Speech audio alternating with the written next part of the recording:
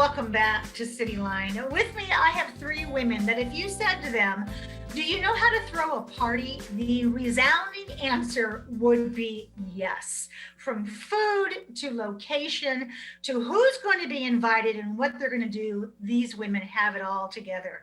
So please join me in welcoming Kim Badir. You are our Tacoma Venues and Events Director. Welcome back, Kim. Thank you.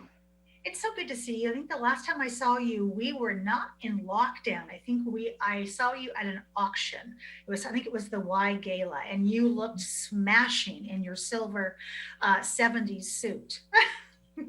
I'll have to pull that out again soon as we come back. That'd be a good celebration outfit, I think.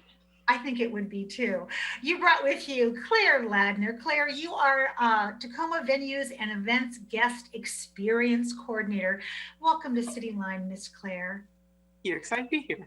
Good to have you here. And this beautiful woman rounding it out, Melinda Ultramarano. What a great name. You are with Aramark and you are their district manager. Welcome to Cityline. Thank you. Pleasure to be here.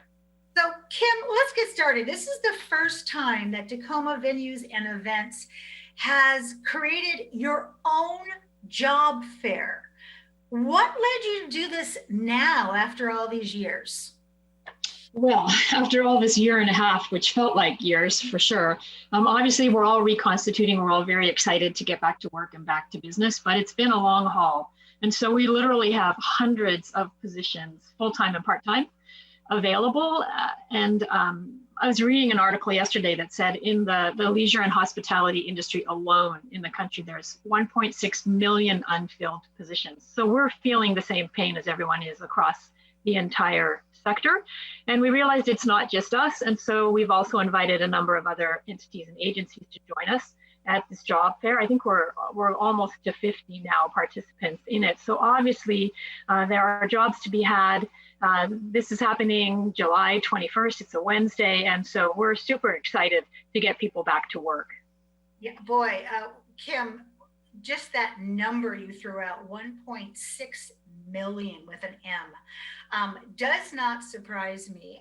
We had Metro Parks on last week and they were talking about what they usually have for their summer employment and the deficit, and it's huge. So Claire, speaking of those deficits of those positions, tell us about what's available for, from Tacoma Venues and Events and the other employers that'll be on site. Sure. So for ourselves, for Tacoma Venues and Events, we're hiring at least 9 positions into our operations crew. So we're talking about HVAC mechanic, maintenance positions, custodial positions. We'll have several part-time positions that'll open solely for ourselves for our concierge team that serves some of our more high-profile guests. And then all of our partner staff is signed on. So Aramark, Melinda's group is hiring. Our security group, Allied, is hiring. Our Ticketmaster, who runs our box office, we've got our partners, the Muckleshoot Casino, Olympic Eagle, lots and lots of different employers, like Kim mentioned, over 50 at this point, and they keep adding them. So I almost don't even want to say a number. That is so impressive because when I hear you talk about the opportunities, I think one stop, show up, be there, and you have a strong possibility you're going to walk away with some gainful employment. And that's one of those big pieces we need right now to get ourselves going again. Melinda, when we hear about these shortages in these industries due to the pandemic, you are a district manager. You have other public facilities that you've already reopened that Aramark has a presence in. What are those employers doing to find staff? Yeah, well, I think it's similar. Kim's exactly right. This industry, to me, it is the most exciting industry to be a part of. It is so amazing to think about, just to be a part of all the back end and creating these unique experiences for all the fans or guests that come in any of the buildings. But it really, I would say, looks different right now from a recruiting standpoint. So, I think about pre-pandemic, and I think a lot of us, there were job sites and you posted jobs, and there was a little social media, and I think a lot of us used those vehicles. But it is different now. The number of jobs and and reaching people and the way that we interact. So it's almost a little grassroots. I mean, I would say we are working with our community partners, and we're putting up flyers. We are leveraging social media in ways we never have. We're looking at, job fairs like this one, where we can hopefully attract a lot of people who may be looking at one job, but also may say, wow, that is a part-time, may really work for me as well.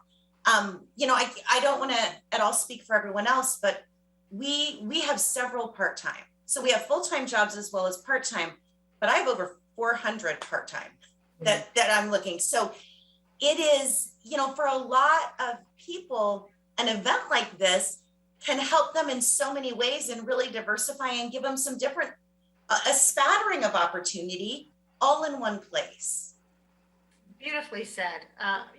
As we start to open up again and we all start to have to say goodbye to our pajama bottoms and think about getting back into a physical place to work, our needs are even more now than they were before the pandemic, because many people have lost those careers and have lost some finances. So to be able to put part-time jobs with a college student or return to worker, that is gold, Melinda, let me tell you.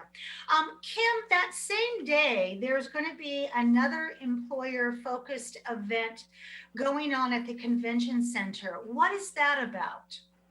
That is called the Workforce Summit 2.0. And what's very exciting, it's exciting on a number of levels. For us personally, it's one of the first all-day events that we've hosted since the pandemic. So it signifies to us a return to some kind of normalcy because we're inviting people back to gather in our convention center. So super excited about that. But the other thing is it's going to focus on all the things that we've been circling around for the greater workforce. So some of the elements on this conference are things like employee mental health, diversity and equity and inclusion work, teleworking, which is another new thing. Some people are a little nervous and tentative about coming back to the office on a full-time basis, and that is a potential solution, of course. Mayor Woodards is also going to be presenting at this conference, and the unique part about it is it's a hybrid conference. So it's in person, but there's also opportunities for people to dial in. And that's something else that we're also seeing is part of our new normal is that conferences can now attract many more people than they did before because not everyone has to be on site. So the convention center is uniquely positioned to host those kinds of hybrid events. So we're excited to kick this one off on the 21st.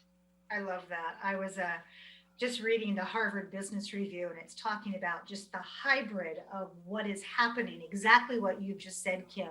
And the big thing is, how do we remove those barriers as we imagine a new workforce and how we work like this? Melinda, you oversee food and beverage operations at the Tacoma Dome and the Greater Tacoma Convention Center, a big job. What changes will people see at the events in the future? Yeah, so can't wait to get people back in the buildings. We have spent the last year, and Kim's smiling, the last year really diving in and looking at the buildings and everything from renovations and physical changes to really look at how can we elevate the guest experience. So I think, we sort of took this time to say, how do we elevate? What are the things we can do differently? How do we really look at what people want? And of course, when we look at venues, it's across the board. They look for different things in different venues and different event types. But we've been able to really work with our executive chefs and look at innovation in the food industry. We've seen a lot of that throughout the last year and a half, different ways to bring favorite products to people. And then complete concept changes. So we've introduced 3 brand new concepts at the Tacoma Dome. Really excited to debut these, as well as a smattering of new food products in some of their favorite stands that we have. Beverage express locations, some new unique snack options, and more than anything, I think some new ways to bring things to the fans. So the biggest thing we want is to make sure you can get your favorite food, favorite beverage, and get back in your seat to see whether it's your favorite artist or your favorite show, or back in time for the conference to start again. That's really what we're looking at. We also are doing a major renovation in the club area at the Dome, which is super exciting. It is sort of the unveiling will come in the months to come, but everything from the look and feel to the service style to I think how the guests will interact with the food and beverage experience. And throughout all of it, really maintaining the Tacoma local. Mm-hmm. So I think one of the things that's really important, and we've really worked hard to align on, how when you walk in, you're in Tacoma, and we're so proud of the city and proud of what's done and amazing products and vendors. So just continuing to bring them in and look at how do we feature and how do we provide opportunity. So a lot of new. I will also say the favorites are still there. So. So all of this, here we're elevating the food, the experience. And then Claire, I say to you, that means you have to do some new training for that event staff. So their behavior and their service matches those new culinary ideas. Can you talk about that and also the culture that you are currently training? Yeah, absolutely. So, it's been so long since we had an event. And then when we did start back up, the world turned upside down, right? So we started with moving all of our training online so that people could access it from home while we're dark and everything. So we started with health and safety, of course, right? So that was a big project, but we're kind of excited to move into some more newer trainings. We've been working on some customer service trainings and looking at it through a lens of equity in particular. A lot of the behind the scenes work we've done this last year is on our vision and values as a group, as a culture, as a team, for not just our department, but our partners. So bringing Melinda's team, all the other partners in on that. And one of our core values is inclusion. So most recently, our staff and partner staff who are available, it's still hard to get everybody in one room, worked with Dr. Caprice Hollins from Connecting Cultures locally in Seattle. And she led our team through a implicit bias training to help look at the biases that we don't even know we have and how that affects the work we do. So we're really looking forward to working with her and develop really a series for our staff and partners to work through to bring better customer service to our guests. Oh, I love that. And it also helps them serve with a new set of eyes, because we are all trying to define what reentry, what normal means. And there's a lot of trauma that's leading up to that in terms of diversity and inclusion. Good on you, people, I'm telling you. Kim, as those live events return, what are you excited about personally? Oh gosh, those of us in this industry, we get excited by bizarre things. One is when we have a sold out concert and there's that buzz in the room and the lights go down and the cheer goes up. I'm tearing up practically just telling you about it. Like I'm getting shivers. When we had the training night of the day that Claire referenced, that was really the first time we'd come back together live as a team. And it was a very emotional moment to see everybody and to be able in some cases to actually hug someone and have that people interaction and connection through a gathering. So I'm all about making sure the tissue boxes are ready, because it's going to be a hugely emotional but incredibly happy experience for everyone. Absolutely. The last time I was in the Dome was my last vaccination shot. And as I drove through, I turned to my wife and said, that's where we saw Stevie Nicks. This is so surreal. So I'm looking forward to being back in there too, doing what I'm supposed to be doing, which is enjoying a great event. Claire, as I walk into attend an event, what do I need to know, and what do my friends need to know? So yeah, for our job fair in particular, on the 21st, the event's from 2 to 7 p.m. Parking is free, so that's a bonus. We'll be making sure everybody knows how to access free parking. Some of the employers are actually doing interviews right there on site. So if that's something you want to participate in, if you think that you are ready to go for a job, bring your resume, be prepared for the interview right there. And then our other bonus is that you can register to win tickets to an upcoming event at one of our venues. So there's a lot of bonuses all around. So even if you're not looking for employment, but you're helping a friend get to the event, you might win some tickets. Ah, I love that. So after all of this year and 4 months, Kim, do you think people are really ready to get back to in-person events?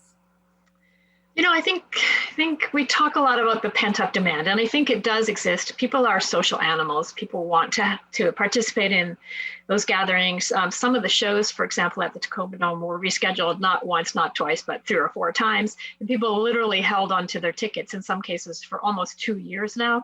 So we know they want to come back. And similarly, events at the convention center, which we're able to kick off a little bit earlier, people are happy to come back. But there is a little bit of tentativeness out there too. So we do need to be gentle with people as they do step out back into the world. We need to be respectful. You know, people are still in some cases going to select to wear masks, and that's perfectly fine. And so we'll have them available, and we'll be able to accommodate their needs and their emotional situation as well. So while we're super excited to host everyone again, we realize it's a whole new world, and we're all going to just put one foot in front of the other and walk into it joyfully together. I love that. Huge thank you to all 3 of you and the teams that you represent for really just micro looking at what makes an outstanding event and then going after it, because getting back out there is about knitting together memories. And so as far as I'm concerned, the snow globe of events, all 3 of you win the prize for making the most intrinsic love is in the details experience. So thank you so much for being here today. And hopefully I'll see you at one of your events. Thank you so much for having us. You're more than welcome. We have much more to come on Cityline. Don't go away. We'll be right back after this quick break.